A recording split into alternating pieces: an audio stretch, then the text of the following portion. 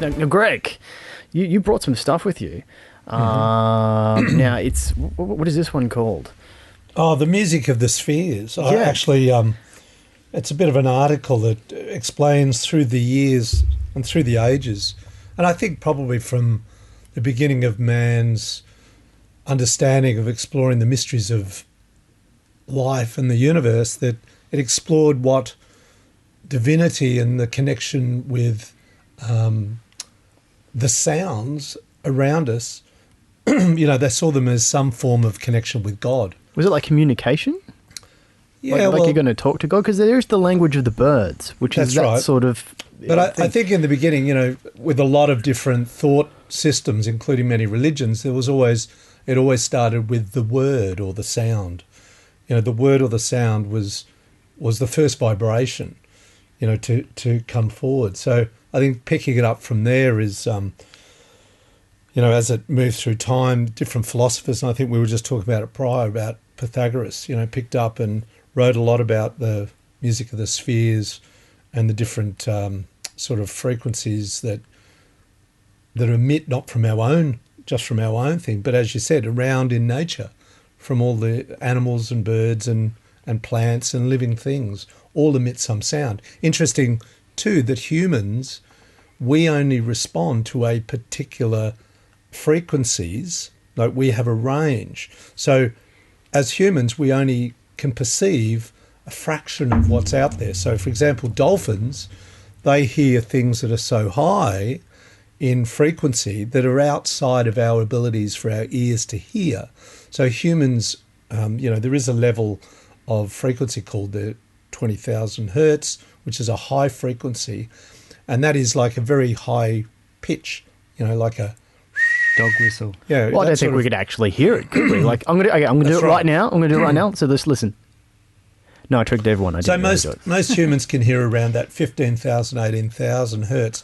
And then coming down on the lower frequency, when you get down low, of course, you're down to a 20 hertz, which is very low, like a boom, boom. You go out and you'll hear this frequency, this low frequency.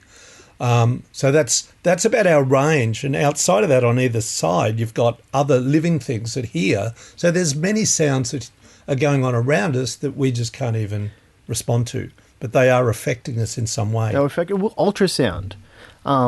So pretty much is a good example of that, because the ultrasound is the sound that's obviously high than we can hear. It's very. I find it fascinating that it's exactly the same kind of ratios as the light we can see. So absolutely, absolutely. Infrared obviously is in that high range. It's a high range infrared, and so pretty much I find that fascinating. Well, you were asking me too. I've got a chart, and I know Leith can expand on this because he's been working in this area with the sound frequencies.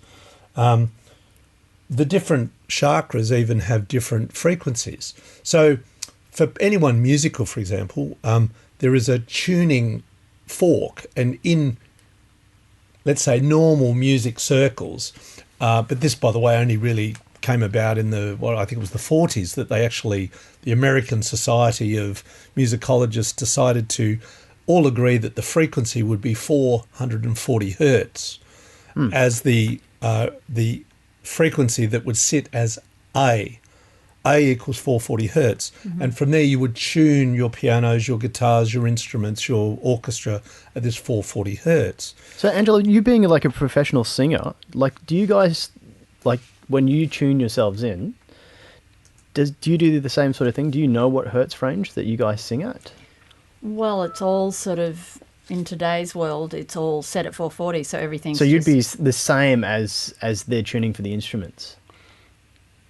Well, to sing in tune with the instruments, is that what you mean? Yeah. Like, the more harmonic tone, hertz is 432.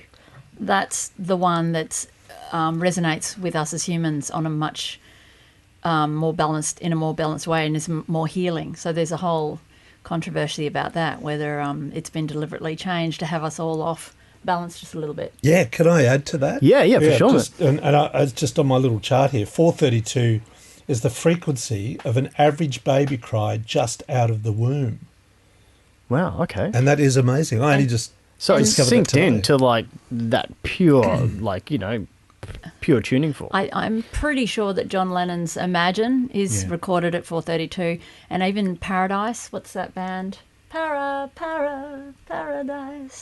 I know that guy. Oh, and we have a special guest, That's Nathan, tuned at as well. Nathan, come in. hello. We've got a Come on, seat for Nathan. you. We've got a seat for you. So pretty much we're going to have to just try and fit him in, Yep. because this is what we do. We make things awkward for ourselves, and Real awkward. But so we'll go back to you, Leith. Now you have an understanding of these different tones. Now, do you know what the different chakras, what they put out, and how the different tones affect them? Well, if I could take you back to where these tones came from, I mean, the Catholic Church had these hymns, and but certain frequencies were covered up by the Catholic Church, and they were rediscovered by the Gregorian monks in their hymns, and which is called the solfeggio sound frequencies. And these sound frequencies correlate to certain energy systems of the body. They also correlate to, and sort of tuning forks, they can actually tune them to certain frequencies of the planet. So they're very precise in their vibrations. And you can also use the weighted solfeggio series, tuning fork series, as acupressure points on the body instead of acupuncture. Instead of putting needles in the body, you can impart vibrational frequencies into the body to bring the body into harmony. Wow, that's fantastic. That's kind of like if you went swimming with dolphins. Does it give you that same type of effect? Well, like the ultrasounds that are going through. Well, dolphins communicate through their language, and it's sort of out of this world, literally their language, because NASA picked up certain sounds from other planets that correlated to sounds that the dolphins were making, and also whales. So whatever's out there is down here. Wow. And I'm waiting for that giant floating space whale. That's what they've hit. The floating space whale. Now, Nathan, thank you for joining us. Hello. Thanks for having me. Excellent. Now, Nathan, just so people know, well, they want to know you at home, pretty much you're with the JMC Academy as a music producer. So you know all about music. As a lecturer. A lecturer? Yeah, I've okay. done some producing there as well. So what integration programs? What are you a lecturer? What's your field? It's music, and I'm lecturing in songwriting and arranging. Oh, awesome. Teaching some piano as well. Well, piano, if you play the piano, you've got to know of the secrets of the universe. So it's in there somewhere. It's in there somewhere. It's in the intervals. That's right, in between the notes. It's in between the notes. He'll tell you in the interval. Isn't it? Okay, well, that can be arranged. I'm going to leave the mics on. So there we go. We'll have it all. So you've come in at the space whale moment, which is good. Would you like to ride space whales? Just a question that everyone wants to know at home. Pardon my ignorance, but I had no idea about space whales. Okay, well, we learn things here. That's what we do at Conscious Wisdom Podcast. Yes. Now, we've pretty much been talking about the frequencies of all the different chakras and all that sort of stuff. Now, you as a musician, do you, like when you play different sorts of music, do you see people respond to it in different ways with maybe some sort of chakra-based sort of thing? I definitely see people respond to music and intuit the response, and not only the audience members but also the other members of the band. When you're playing with contemporary musicians or improvisers, there's this almost, or quite literally, almost a telepathy going on, but maybe not with words necessarily, but just when people are really in tune with each other and in the flow, you can almost guess what they're going to play, and you're right there with them.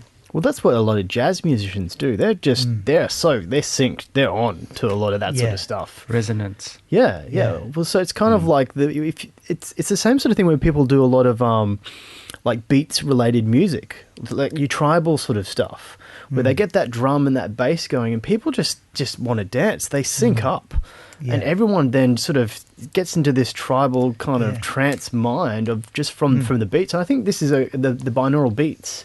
I think this is kind of something that happens, that they've studied. Well, if you can imagine our heartbeat, playing a beat, and the drum representing that beat, and the blood pumping around the body, of course we're going to, sync up to these beats. Yeah. And you can speed up the beat or slow it down depending on the drum beat. So you speed up the beat, you speed up the heartbeat. You slow it down, you slow down the heartbeat. You go into a more meditative state by slowing the drum beat down. Yeah, absolutely. There's been scientific studies that show that, right? Yeah. Can I just ask a question of the group, Kris? Sorry, that's fine. I'm just having a thought. It's often troubled me that I have worked in the music world a long time, and I've seen different people with different, let's say, tastes in music, and from classical through to punk or heavy metal. And to me, even what happens is that they represent almost different frequencies. Now, I don't know if this is true, but I'm wondering and asking the group, because you're all around sound and music, do you think that people are attracted to particular levels of frequencies? Like, are they drawn to particular vibrations? Do you think that's true in your observation, as I've observed what I think? Why different frequency, different types of people come together under a particular musical genre. You tend to get like attracted to like, almost like magnetic filings getting attracted to, to magnetic polarities. Only that working around a lot of country people, country music people, or as I said, people in alternative pop, they tend to all dress the same, they talk the same, the music they listen to resonates with them in a particular way. I don't know, it's just an observation. Does anyone else find that? I'm just chucking that out there. I think you definitely have something there. Angela, what have you seen from your travels? I'm thinking about, like, I run this original music showcase night in West End. Yeah. And it's held in at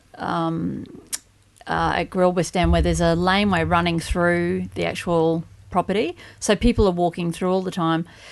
And I'll be playing a song, and it might have a spiritual overtone or a particular vibe to it. And I'll see somebody quite, not quite with it, maybe high on something, stop and slow down.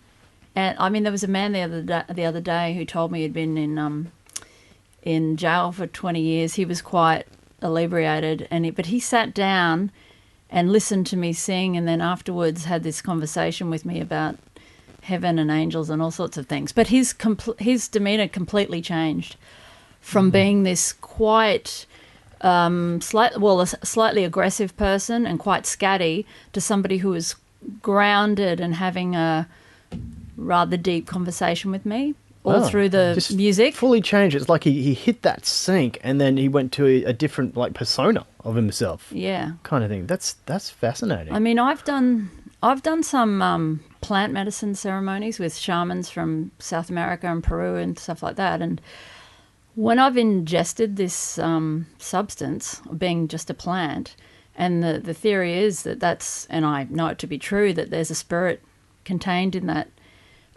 plant, and then it enters your body.